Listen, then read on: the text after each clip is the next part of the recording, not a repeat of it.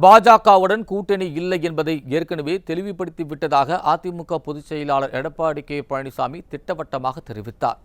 சென்னை ராயப்பேட்டையில் உள்ள புரட்சித் தலைவர் எம்ஜிஆர் மாளிகையில் நடைபெற்ற சர்வதேச மகளிர் தின விழா நிகழ்ச்சிக்கு பின்னர் அதிமுக பொதுச் செயலாளரும் எதிர்க்கட்சித் தலைவருமான எடப்பாடி கே பழனிசாமி செய்தியாளருக்கு பேட்டியளித்தார்.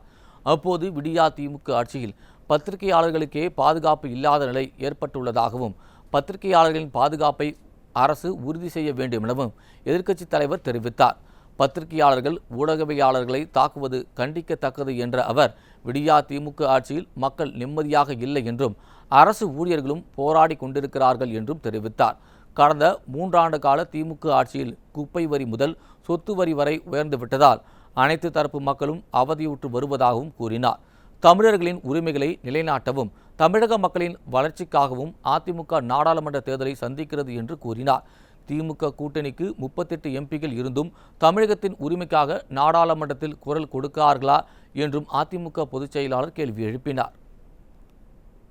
டெலிபோன்ல மட்டும் பேசுவார் நினைக்கிறேன். பேசினாரா? ஏங்க பேசினாரா இல்லைங்களா? உங்களுக்கு பேசல. அது மட்டும் இல்லாம இன்றைக்கு விடியா திமுக அரசு பொறுப்பேற்ற பிறகு மின் கட்டண உயர்வு, சொத்து வரி உயர்வு, குடிநீர் கட்டண உயர்வு, பால் விலை உயர்வு, அத்தியாவசிய பொருட்கள் விலை விண்ணை முட்டுகின்ற அளவுக்கு உயர்ந்திருக்குது.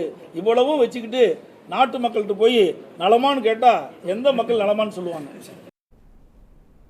பாஜகவுடன் கூட்டணி இல்லை என்று ஏற்கனவே தெளிவாக திட்டவட்டமாக அறிவித்து விட்டதாக கழக பொதுச் செயலாளர் தெரிவித்தார். பாஜகவுடன் கூட்டணி சேரக்கூடாது என்பது 2 கோடி அதிமுக தொண்டர்களின் உணர்வாக உள்ளது. அதையே தலைமையும் பிரதிபலிப்பதாகவும் கூறினார்.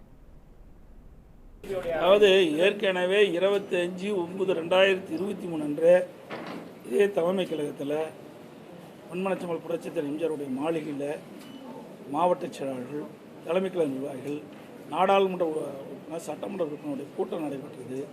அந்த கூட்டத்தில் எடுக்கப்பட்ட முடிவு, ஏகமனதாக எடுக்கப்பட்ட முடிவு, பாரதிய ஜனதா கட்சி கூட்டணியிலிருந்து அனைத்து இந்திய அண்ணா திராவிட முன்னேற்ற கழகம் விலகிவிட்டது என்று தெளிவாக அறிவிச்சிட்டோம். இது அனைத்து இந்திய அண்ணா திராவிட முன்னேற்ற கழக 2 கோடி தொண்டருடைய உணர்வை பிரதிபலிக்கின்ற விதமாக இந்த முடிவு எடுக்கப்பட்டது. அன்றைக்கே சொல்லியாச்சு.